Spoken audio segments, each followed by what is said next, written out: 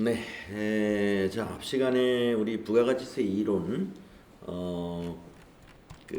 확정 신고, 애정 신고, 신고 납부에 관해서 확정 신고, 애정 신고까지 정리를 했고요. 여기서 이제 애정 신고에서 2020년도에 달라진 점이 하나 있었기 때문에 법인도 애정 신고를 하지 않는 경우가 있다는 거, 이거 하나 좀 기억을 추가로 해주시고요. 법인의 경우에 1억 5천만 원 직전 연도 과세 기간, 직전 연도가 아니라 직전 과세 기간이죠. 직전 과세 기간의 공급가액이 1억 5천만 원 이하인 경우는 이 애정 신고를 안 하더라 하는 거죠. 1억 5천만 원 이상인 법인만 애정 신고 납부를 한다. 그러나 1억 5천만 원 미만이라 하더라도 또는 개인 사업자라고 하더라도 예외인 경우가 있다. 고지 납부만 하는 것이 아니라 예외인 경우가 있는데 그거는 3분의 1에 미달하는 경우, 직전 과세기간의 공급가액이나 납부세액의 3분의 1에 미달하는 저조한 실적인 경우는 신고 납부를 해서 현금 사정을 좋게 가져갈 수 있다, 이런 얘기입니다. 자, 그러면 이제 오늘은 환급에 대해서 알아보겠는데요. 환급에는 우리가 부가가치세를 돌려받는 것을 환급이라고 그러죠. 일반 환급이 있고 조기 환급이 있다. 일반 환급을 한번 보겠습니다. 각 과세기간별로 그 과세기간에 대한 환급세액을 확정 신고한 사업자에게 그 확정 신고 기한이 지난 후에 30일 내에 환급을 해준다는 겁니다. 그러면 이제 확정 신고를 언제 하느냐면은 1기의 확정 신고는 7월 25일 날 하잖아요. 7월 25일. 그러니까 애정 신고 때는 환급을 하지는 않습니다. 네, 애정 신고에는 나중에 확정 신고 때 최종적으로 환급할 세액이 발생하면 그때 해줍니다. 자, 그리고 30일 이내니까 7월 25일 날 우리가 1기 확정 신고를 한다면은 8월 25일 전에 환급이 된다, 이런 얘기죠.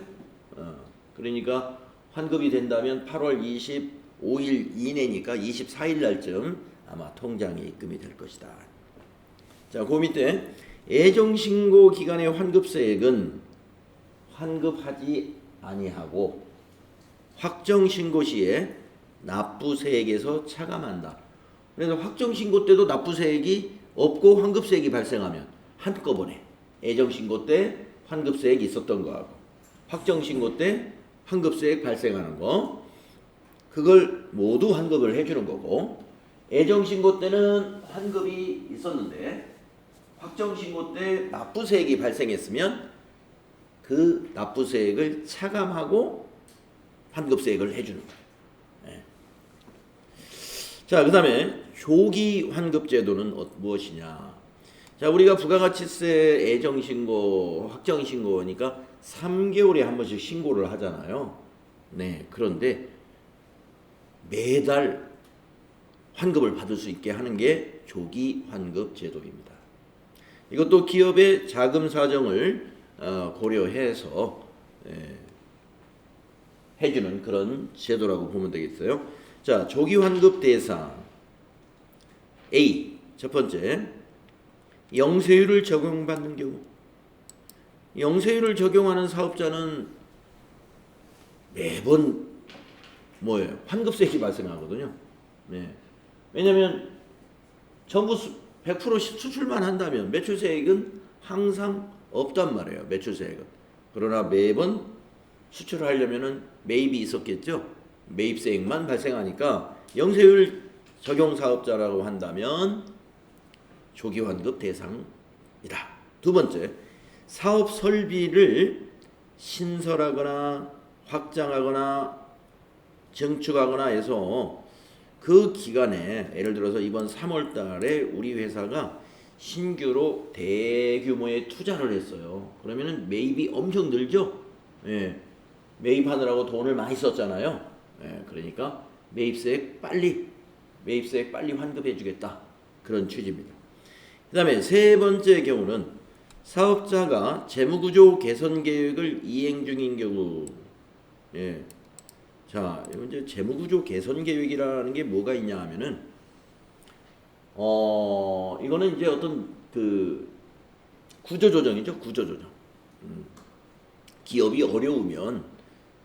어려웠을 때 재무구조 개선을 한단 말이에요. 그러니까 이 어려운 기업에게 우리가 매입세액이라도 빨리 조기 환급을 해줘서 좀 어려움을 좀 도와줘야 되겠다, 이런 취지가 되겠습니다. 자, 그래서 영세율, 그 다음에 대규모의 사업 설비 투자, 그러면 또 재무구조 개선 계획을 이행 중인 어려운 기업에 해당이 된다는 겁니다. 자, 그러면 조기 환급 기간은 언제냐?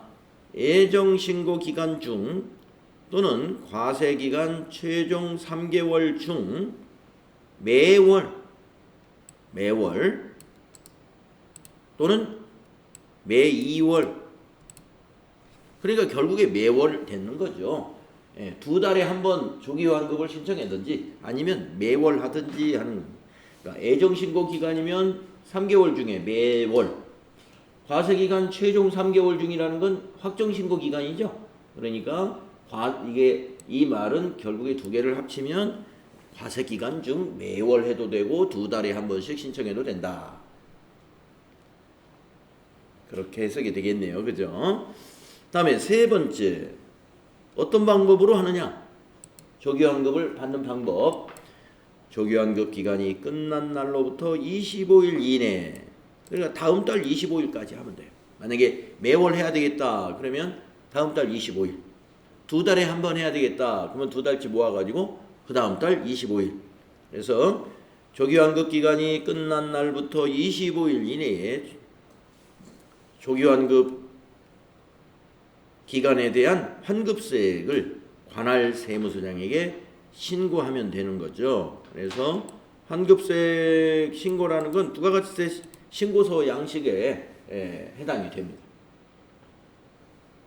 그러면 네 번째, 조기환급은 어떻게 하느냐? 관할 세무서장은 조기환급 기간에 대한 환급세액을 각 조기환급 기간별로 해당 조기환급 신고기한이 지난 후 15일 내에 환급을 해준다. 아까 일반 환급은 30일 내에 해주죠. 요거는 15일 내에. 그래서 매달 25일 날 조기환급을 신청했다 그러면 15일이니까 다음 달 10일 날까지 돈이 들어온다, 이렇게 보죠. 다음 달 15일, 아니 다음 달 10일, 그래야 15일 내에 들어오는 거죠. 그래서 일반 환급보다 환급 그 기간도 30일에서 15일로 줄여요. 빨리 해준다, 이거. 그 다음에 5번, 조기환급 신고를 한 부분은 예정신고 및 확정신고의 대상에서 제외한다. 그러겠죠. 예. 조기환급을 하면서 이미 신고가 됐잖아요. 그러니까 만약에 예정신고나 확정신고를 또 할 때에는 조기환급 때 신고한 내용은 빼고 신고를 해야 되겠죠. 네, 그래서 조기 환급 제도를 이용하는 기업이 영세율 기업들이 많이 이용한다. 자, 다음은 이제 가산세 부분을 보겠습니다. 가산세는 이론 문제로 좀 나올 수 있는데 실기로는 TAT 2급에서는 안 내는 것 같아요. 네, TAT 1급에는 실기에서 나옵니다. 그래서 부가세 신고서를 우리는 정규 신고만 계속 해봤잖아요. 네, 근데 TAT 1급에서는 수정신고, 네, 수정신고 아니면 확정신고 때 예정신고 누락분이 있다, 이런 식으로 문제를 내는 거예요. 그러면 예정신고 때 누락한 거에 대해서 가산세가 얼마인지 가산세 내역을 또 부가세 신고서에 가산세 탭이 있거든요. 그래서 시험에서는 우리가 가산세를 우리 TAT 2급에서는 가산세를 필기시험 준비용으로 알아두시고 혹시 모르겠어요. 또 갑자기 실기에 나올 수도 있습니다만은 지금까지 보니까 실기로는 한 번도 출제를 안 했더라고요. 그래서 한번 우리가 부가가치세 신고서를 항상 어디서만 봤어요? 네, 여기서만 봤죠.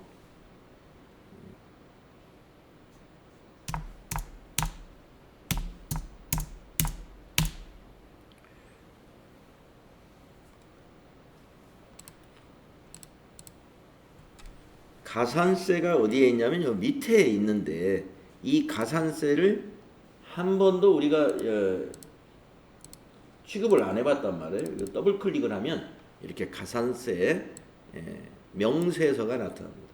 그래서 만약에 실기시험에 가산세가 나온다면 여기다 입력을 해야 돼요.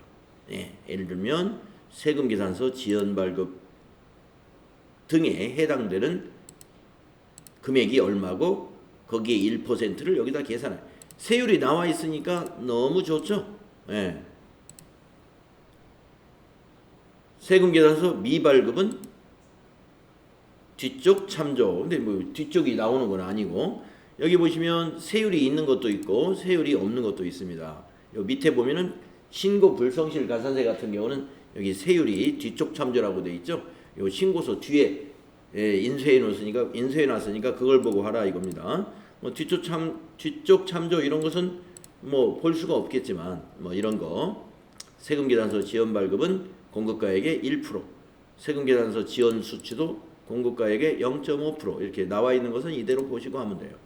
자, 그러면서 요 가산세가 우리 책에 정리가 되어 있는데 주로 시험에서는 어떤 부분이 많이 나오느냐?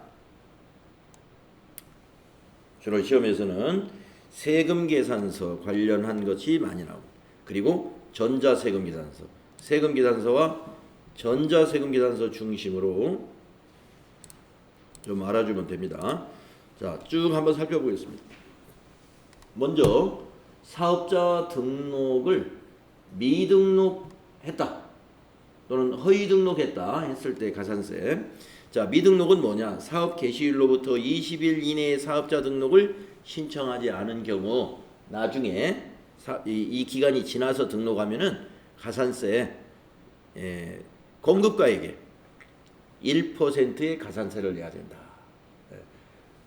공급가액의 1%. 여기 주 1이 뭔가요? 사업 개시일부터 등록을 신청한 날의 직전일까지의 공급가액. 공급가액은 뭐예요? 판매한 거죠? 판매한 거. 그래서 우리가 사업자 등록은 20일 지나서도 할 수는 있지만 20일 지나면 공급한 가액에 사업 개시일 날부터 등록을 신청한 날 이 직전일까지의 판매한 금액의 1% 가산세 세금을 내야 된다는 거. 두 번째, 허위 등록. 타인 명의로 사업자 등록을 하거나 그 타인 명의의 사업자 등록을 이용해서 사업을 하는 것을 우리가 허위 등록. 그러니까 사업은 등록을 해놓고 판매는 안 했더라도 일단 허위 등록이 됩니다. 남의 명의로 사업자를 만든다. 그러면 이것도 판매한 금액의 1% 가산세.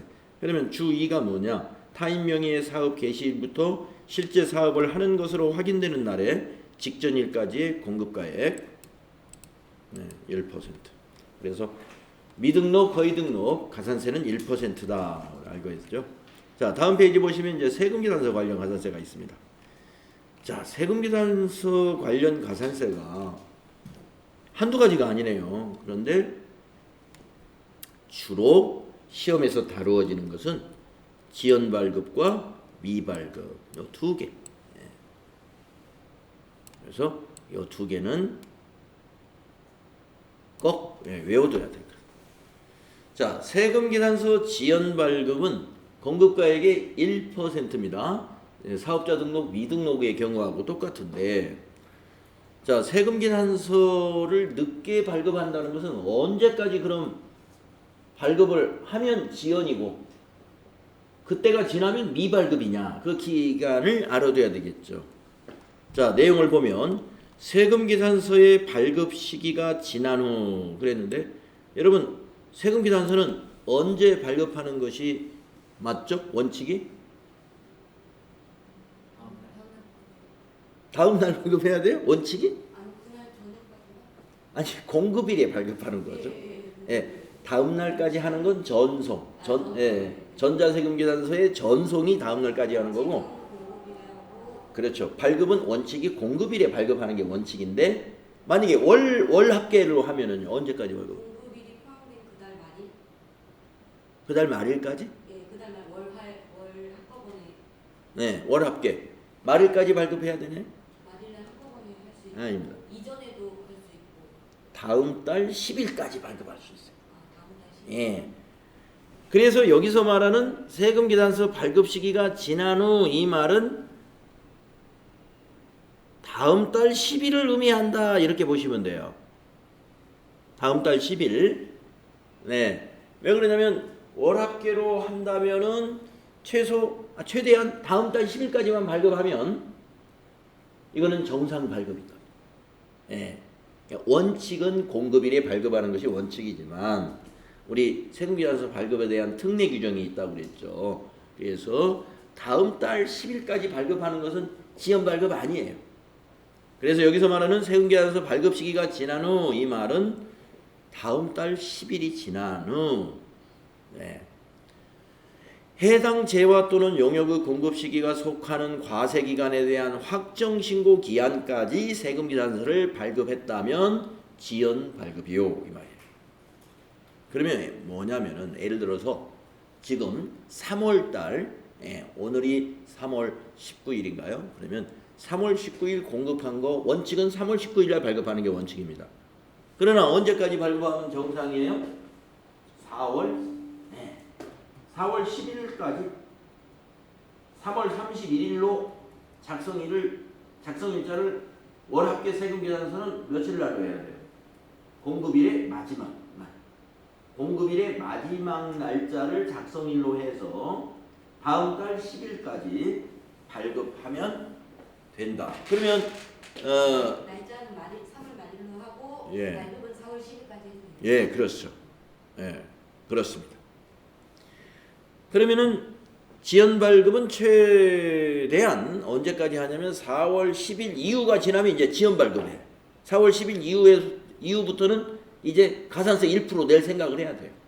가산세 1% 언제까지 발급하면 되느냐? 자, 확정신고 기한까지. 그러면 4월 25일 날 확정신고인가요? 7월 25일 날 확정신고인가요?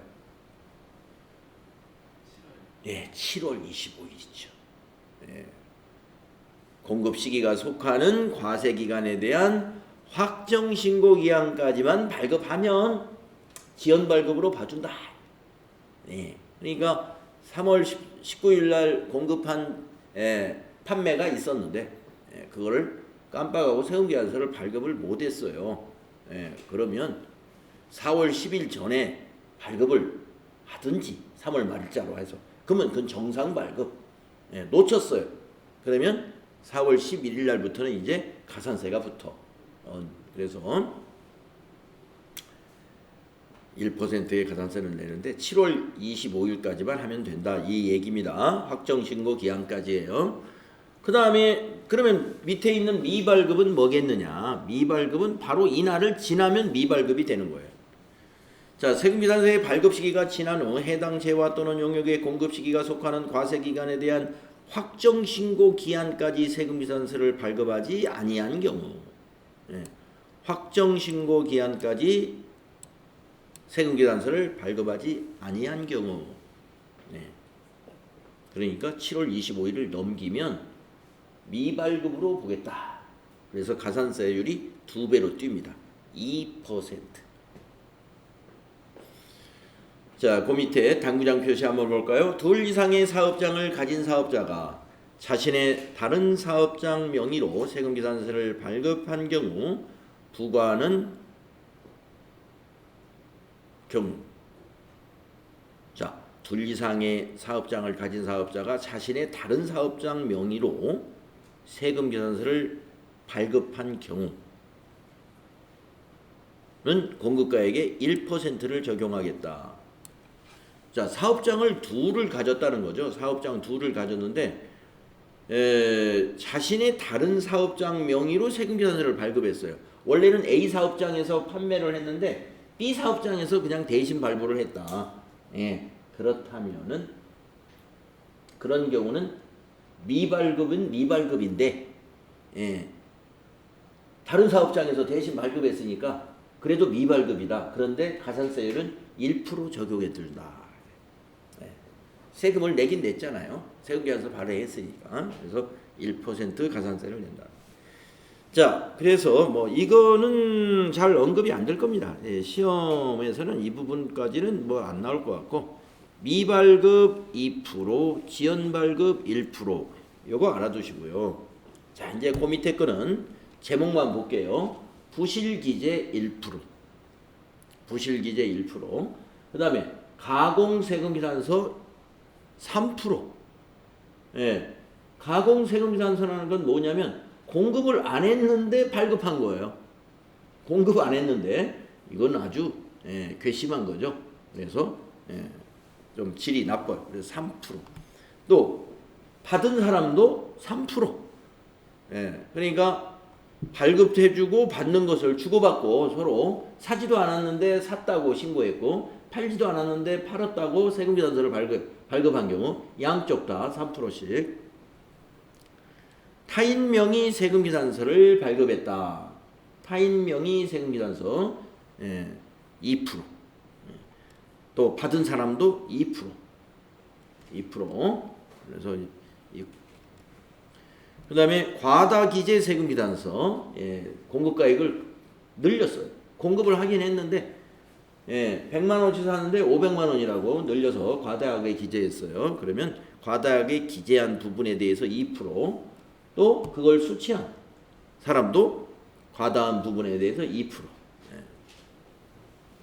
발급과 받은 사람 모두 2%씩입니다.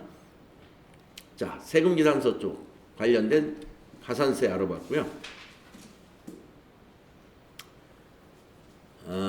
그 다음에 매출처별 세금계산서 합계표 관련 가산세.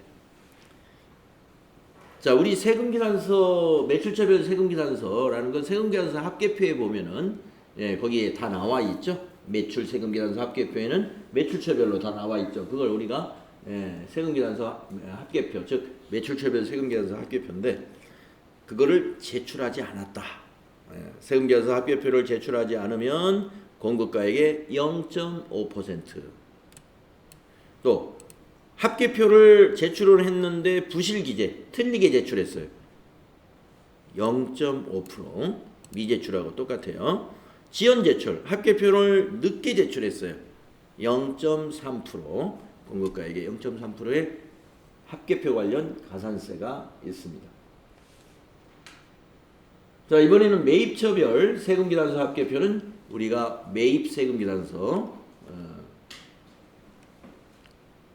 자, 매입세금계산서에 관련해서 합계표 불성실 가산세가 모두 0.5%, 0.5% 제출을 하지 않았거나 잘못 기재했거나 이런 거 전부 0.5%의 가산세가 있다. 네. 자, 아까 세금계산서 지연발급과 미발급에 대해서 시험이 잘 나온다고 그랬죠. 그 다음에 잘 나오는 게 바로 여기 전자세금계산서죠. 자, 전자세금계산서 발급명세 전송 불성실. 자, 아까 여러분 수업 시작할 때 다음 날까지라고 답변한 게 바로 전자세금계산서의 전송기일이 그렇습니다. 근데 전송을 불성실하게 했다는 건 뭘까요? 두 가지로 나누어집니다. 전송을 먼저 위에 전자세금계산서 발급명세가 전송기한이 경과한 후, 여기서 전송기한이 경과한 후 이 말은 다음 날이 지난 후 이 말.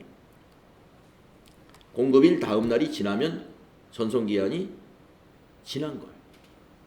아니죠. 세금계산서 발급한 날에 다음 날까지 전송해야 되는데 세금계산서 발급하고 전자세금계산서를 발급하고 다음 날이 지나버렸어요. 그러면 지연이 됩니다. 그런 다음에 재화 또는 용역의 공급 시기가 속하는 과세기간에 대한 확정신고기한까지 국세청장에게 세금계산서 발급 명세를 전송하지 않았네요. 그러면 지연전송이다. 예. 전송하지 않은 게 아니라 전송한 경우. 예. 전송해야 지연전송이지. 그래서 이게 지금 지연전송이에요. 여기 가산세 여기 0.3%에다가 지연전송을 옆에 여기다가 여러분의 지연전송이라고 써놓는 게 더 좋겠습니다.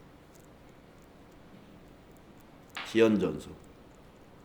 그리고 그 밑에 0.5에다가는 미전송이라고 써놓는 거죠. 미전송. 네. 자, 미전송 한번 읽어볼까요? 전자세금계산서 발급명세 전송기한이 경과한 후 재화 또는 용역의 공급시기가 속하는 과세기간에 대한 확정신고기한까지 국세청장에게 세금계산서 발급명세를 전송하지 아니한 경우, 네, 아까는 그 확정신고기한까지 전송한 경우, 지금은 확정신고기한까지도 전송하지 아니한 경우, 미전송에서 공급가에게 0.5%의 가산세가 붙는다. 0.5%. 자, 이거 자주 나옵니다. 지연전송. 그리고 기간은 같아가지고 여러분 헷갈릴 건 없을 거예요. 자, 아까 세금계산서에서 세금계산서 미발급, 지연발급 두 가지도 기간이 언제예요? 그 공급 시기가 속하는 과세기간에 대한 확정신고 기한까지 세금계산서 발급하면 지연발급. 1%. 이거는 전자세금계산서 지연전송 0.3%. 기간은 똑같아요. 확정신고 기한까지만 전송해주면 지연전송 0.3%. 그리고 미전송하면 0.5%. 세금계산서 지연발급은 1%, 미발급은 2%. 모두 공급가액에 대해서 네 가지, 요 네 가지 꼭 알아두시고, 자, 이건 뭡니까? 전자세금계산서 발급 의무자가 종이세금계산서를 발급했다. 네, 그러면 1% 가산세를 낸다. 전자세금계산서를 발급해야 될 의무자가 법인이죠, 법인. 또 개인 사업자라고 하더라도 직전년도 과세기간에 과세 매출과 면세 매출의 공급가액이 3억 원 이상이면 개인 사업자라고 하더라도 의무발급 대상자란 말이에요. 전자세금계산서. 그런 전자세금계산서 의무발급 사업자가 종이세금계산서를 발급하면 가산세 1%다. 자, 그 다음에 또 가산세가 이제 6번에 있는 것은 뭐냐면은 6번에 있는 것은 신고를 안 한 거예요. 이건 신고를 안 해버린 거예요. 그래서 예정신고 기간에 법인 같은 경우 직전 연도에 과세 표준이 1억 5천만 원 지금은 이제 넘으면 법인 같은 경우에 예정 신고해야 되잖아요. 그런데 예정 신고 때 신고를 안 하면 그게 무신고가 됩니다. 물론 확정 신고도 안 하면 무신고. 그래서 무신고에는 두 가지로 나누어집니다. 일반 무신고, 부당 무신고. 그래서 일반 무신고라는 것은 깜빡하고 모르고 안 했다 뭐 이런 식으로 봐주는 거고, 부당 무신고는 일부러 안 했다고 판단되면은 이 부당 무신고. 네. 괘씸죄가 적용돼 가지고 부당 무신고는 따블입니다. 따블. 그래서 무신고 가산세는 납부세액의 20%. 이거 공급가액이 아니에요. 세금입니다. 세금. 아까 앞에서 나왔던 1%, 0.3%, 0.5% 이런 것은 다 앞에 있는 공급가액의 그 가산세율을 곱하는 거고, 요거는 세금이에요. 세금. 부가세. 그래서 납부해야 될 부가세의 20%. 예. 이제 TAT 1급에서 자주 나옵니다. 이런 거 무신고. 예. 근데 이제 시험에서는 무신고인데 일반 무신고이다 이렇게 일반 무신고다. 그러면 납부세액이 20% 가산세를 계산해야 돼. 자, 그런데 우리가 신고를 영세율 사업자, 영세율 사업자도 신고해야 되죠. 세금은 없지만 영세율 사업자는 세금이 없으니까 납부세액으로 가산세를 매길 수가 없죠. 영세율 사업자는 세금이 0원이란 말이에요. 그러니까 영세율 사업자는 과세 표준에다가 0.5%. 이게 영세율 사업자가 신고 기간에 신고를 안 하면 과세 표준의 0.5% 가산세를 다음에 신고할 때 내야 됩니다. 자, 이제 무신고에서는 영세율은 똑같지만 우리 그 세금을 내는 사람은 즉 일반 과세자는 40%라는 거 알아두시고 그 다음에 과소신고, 초과환급신고 이게 뭐냐? 자, 애정신고 때 신고는 했어요. 그런데 일부 빼먹은 거예요. 이거는 신고가 들어가긴 했는데 과소신고다 이거예요. 초과환급신고는 뭐예요? 매입세액을 너무 잘못 신고해서 너무 많이 받아서 환급을. 그러니까 과소신고 이건 매출을 빼먹었다 이 말이고 초과환급신고 이거는 매입을 너무 많이 넣었다. 이건 두 밑에 거는 신고를 하긴 한 거고요. 위에 무신고는 아예 신고를 안 한 거예요. 통째로. 그리고 이거는 신고했는데 누락시킨 거. 그래서 이제 과소신고 같은 경우는 확정신고 때, 예정신고 때 빼먹은 거, 이게 과소신고 가산세로 계산하면 됩니다. 예정신고 때 하긴 했는데 세금계산서 한두 건을 빼먹었어요. 그러면 일반 과소신고, 초과환급신고에 해당이 돼서 과소신고한 납부세액의 10%, 과소신고한 납부세액의 10% 가산세죠. 무신고는 20%, 납부세액이 20%, 조금 누락시킨 것은 납부세액의 10%. 과소신고. 그러면 영세율 사업자가 과소신고했다. 그러면 역시 이것도 세금이 없으니까 영세율 과세표준의 0.5%. 영세율 사업자는 다 0.5%. 미신고나 과소신고 다 0.5%. 부당이면 또 2배, 4배죠. 4배. 4배네. 여기 무신고에서는 2배였는데 과소신고 납부세액의 4배. 그래서 40%. 40%. 여기서 이거하고 부당 무신고하고 부당 과소신고는 그냥 같습니다. 부당 무신고와 부당 과소신고는 같다. 저기에서는 만약에 실무 시험에 제가 옛날에 TAT 1급 시험 볼 때 기억으로는 이것하고 여기서만 나왔던 것 같아요. 그래서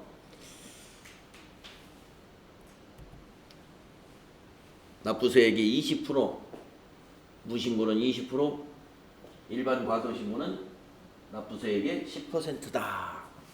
이렇게 알아두시면 되겠습니다. 자, 그럼 그 밑에 뭐냐? 7번에 자, 납부 불성실 아까 위에서 가산세를 계산하는 방법. 자, 납부 불성실. 요거는 무신고, 신고에 관련된 거. 신고를 안 해서 이렇게 하는 거고. 납부 불성실. 이건 납부. 신고를 안 했다는 가산세에다 납부 불성실 가산세 따로 계산합니다. 자, 한번 볼까요? 자, 여기 보면은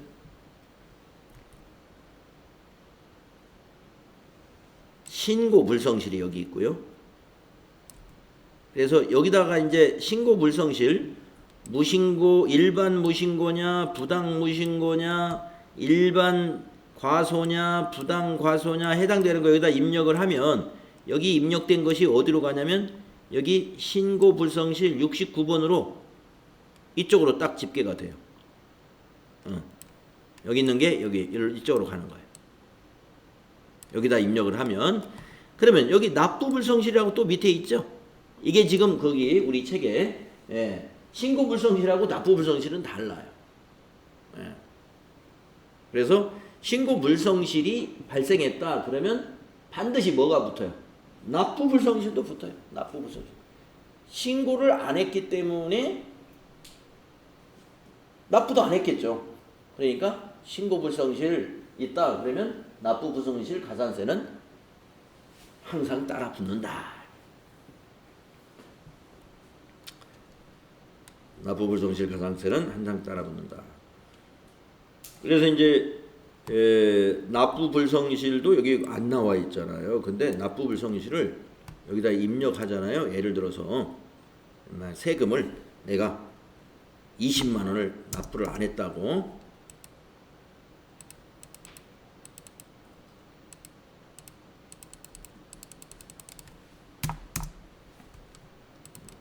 여기를 딱 입력을 하려고 하면 여기 일수 계산하는 게 딱 나와요. 당초 납부일이 언제였느냐? 4월 25일이었다. 이거 한번 넣어볼게요. 2000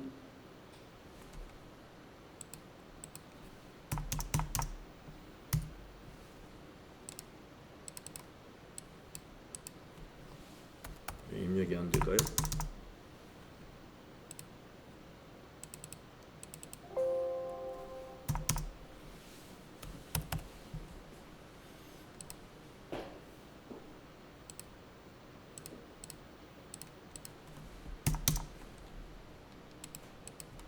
입력이 지금 안 되고 있는데, 자 여기다가 당초 납부 기한일, 그래서 4월 25일 입력하고 납부일 또는 고지일, 이거를 7월 25일 날 만약에 납부하게 됐다. 예정신고 때 납부해야 되는데 7월 25일 때 납부하게 됐네요. 그러면 여기다 입력하면 여기 일수가 딱 계산됩니다.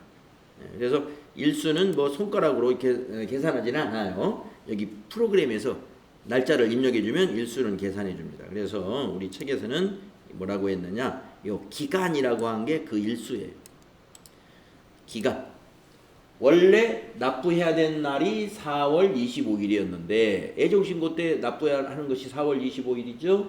그런데 확정신고 때 납부한다. 그러면 7월 25일 그걸 일수를 계산하는 겁니다. 자, 어떻게 그 일수를 어디에다 곱하냐면은 미달 납부한 세금. 그러니까 아까 제가 이제 20만 원을 만약에 세금을 안 냈다.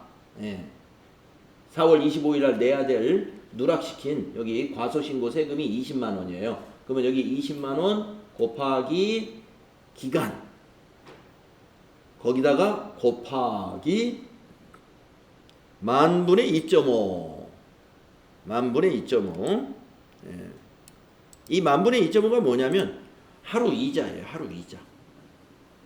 그러니까 요 앞에가 날짜잖아요. 30일이다 그러면 한 달치 이자가 나와요. 세금에 대한 한 달치 이자. 30일 곱하기 만분의 2.5 하면은 한 달치 이자. 1 곱하기 만분의 2.5 하면은 하루치 이자. 여기 납부세액에. 그래서 요 납부불성실 가산세라고 하는 것은 미납부한 세액, 미달 납부한 세액, 미납부한 세액, 여기 이제 무신고에 해당된 것이 있다면 여기 있는 세액 플러스 또 무신고는 과소신고하고는 다르죠. 그래서 여기에 있는 세액이나 아니면 신고는 했는데 과소신고했다 그러면 또는 여기에 있는 세액, 그 세액이 일로 들어가는 겁니다. 이쪽으로 들어가서 곱하기 기간 곱하기 2.5 나누기 만. 그래서 만분의 2.5다. 그래서 무신고 또는 과소신고는 반드시 납부 불성실이 들어갈 것이다. 그러니까 이게 만약에 세금계산서 발급을 안 했다 그러면 신고 안 했겠죠. 다 연결이 되는 거예요. 세금계산서 발급 안 하면 세금계산서 미발급 가산세 붙고 공급가에게 2%. 그 다음에 세금계산서 발급 안 했으니까 그 기간에 최소한 과소신고는 했겠죠. 예, 과소신고에는 해당이 되죠. 신고했는데 일부를 빼먹었으면 그러면 이것도 붙고 그 다음에 납부 불성실 가산세 붙고 예. 그리고 세금계산서 발급 안 했으니까 예. 자 그러면 세금계산서 전자세금계산서 발급 대상자인데 발급을 안 했어요. 그러면 선생님 발급 안 했으니까 요거 해당되죠. 요거 예. 세금계산서 미발급 2% 그 다음에 전송도 안 했을 거 아니에요. 당연히 전자세금계산서 예, 발급도 안 했으니까 전송도 그러면 0.3% 아니 여기 미전송 0.5% 붙겠네요. 안 붙습니다. 안 붙어. 자 이중으로 적용하지 않는다. 여기 공급가액의 0.5%하고 저 위에 있는 2%하고 비교해서 높은 거 하나만 적용합니다. 예. 그게 뭐냐면 세금계산서 관련 가산세가 여러 가지가 있잖아요. 예, 보다시피 굉장히 항목이 많았죠. 여기저기 다 해당된다. 그럴 때는 그 중에서 제일 높은 거 하나만 적용해요. 예, 제일 높은 거. 중복 적용하지 않는다. 예, 요거 알아두십시오. 그러나 이것은 중복 적용이 아니에요. 지금 방금 얘기한 무신고나 과소신고로 인해서 납부 불성실 납부 불성실 가산세 내는 거. 이건 같은 항목이 아니니까 이건 중복 적용이 아닙니다. 그래서 위에 나왔던 세금계산서 관련된 것들이 굉장히 많았어요. 예, 세금계산서 관련된 것은 중복 적용을 하지 않는다. 높은 거 하나 적용한다. 자, 또 기타 가산세가 있는데요. 신용카드 매출전표 관련해서 내용을 한번 볼까요? 신용카드 매출전표 등을 발급받아 애정신고 또는 확정신고할 때 제출하여 매입세액을 공제받지 않고 경정기관 확인을 거쳐서 매입세액을 공제받는 경우, 네. 자, 경정기관이다 그러면 이 세무서를 말하는 거예요. 세무서에서 이거 왜 신고 안 했어요? 하고 연락이 오는 거야. 네. 연락이 그래요? 그래서 고맙습니다 하고 매입세액은 공제해줘요. 매입세액 공제받고 대신 공급가에게 0.5% 가산세를 문다. 매입세액 공제 안 되는 것을 공제 받으라고 알려줬으니까 땡큐죠. 매입세액은 공급가액이 10%잖아요. 10% 공제받고 가산세 0.5% 내는 건 아무것도 아니죠. 내고 10% 공제받으면 됩니다. 다음에 현금 매출 명세서 등을 보겠습니다. 현금 매출 명세서 또는 부동산 임대 공급가액 명세서를 제출하지 아니하거나 제출한 수익 금액이 사실과 다른 경우, 네, 그러면은 수입 금액에 대해서 1% 가산세를 내야 된다. 네, 그래서 여기서 주 1이 뭔가요? 미제출 수익 금액 또는 부실기재 수익 금액을 말하는 것이다. 네, 그래서 이제 부동산 임대 사업자는 부동산 임대 공급가액 명세서라는 걸 제출을 해야 되는데 돈을 받았는데 내가 안 받았다고 좀 빼먹었다 이겁니다. 그러면 수익 금액이 1%, 또 현금 매출 명세서 제출해야 되는 사업 대상자들은 제출을 해야 되는데 빼먹으면 수익 금액이 1%. 기타 가산세는 시험에 나오는 것은 못 봤습니다. 자, 이렇게 해서 우리가 가산세 정리를 했어요. 그래서 아까 중요하다고 했던 거, 세금 기단서 지연 발급, 미발급, 그 다음에 전자세금 기단서 지연 전송, 미전송, 거기에다가 또 무신고, 그다음에 과소신고. 무신고 일반 20%, 과소신고 10% 일반. 네. 그리고 그 이제 납부 불성실 가산세 만분의 2.5. 만분의 2.5만 기억하면 뭐 앞에 거는 뭐 그렇게 중요하지 않을 겁니다. 그렇게 해서 여러분이 그 핵심만 몇 가지만 좀 잘 기억해 주면 가산세 문제는 그 정도에서 나올 겁니다. 다음에 이제 7절이 간이과세자인데, 간이과세자는 어떻게 납부세액을 계산하는지 다음 시간에 여기 간이과세자의 세금 신고, 부가세 신고에 대해서 알아볼게요. 네. 질문 하나. 그 위에 기타 가산세에 네네. 신용카드 대출 전표를 내면은 네. 알아서 공제가 되는 거 아니에요? 뭐 따로 공제 받으려고 뭘 해야 되나요? 그거 내면 그거 나름대로 알아서 계산해서 하시는 신용카드 매출전표 요거 전표 입력해가지고 신용카드 매출전표 발급 명세서를 제출해야 돼요. 예. 그러니까 우리가 이제 전표만 입력하면 자동으로 만들어지죠. 예, 여기 한번 볼까요? 우리가 메인 매출 전표에 여기다 입력을 하면 여기 보다시피 부속 서류 중에 신용카드 매출 전표 수령금액 합계표 여기에 만들어진단 말이에요. 예, 매입세액 신용카드 매입세액 공제 받으려면 여기에 그 밖에 공제 매입세액 안에 여기에 집계가 되는데 여기에 집계되는 것은 어디에 들어가 있냐면은 부속 서류에 신용카드 매출 전표 등 수령금액 합계표 여기에 들어가 있어야죠. 이렇게. 근데 메인 매출 전표를 입력을 안 하면 누락시키면 여기에 들어있지 않겠죠. 그렇죠? 그래서 신용카드 매출 전표 등을 발급받아서 애정신고나 확정신고할 때에 제출을 해서 매입세액을 공제받아야 되는데 그걸 제출을 안 하니까 경정기관에서 매입세액을 경정기관에서 확인을 해줘가지고 매입세액을 나중에 공제받게 됐다. 제출 안 했다. 예, 제출을 안 했다.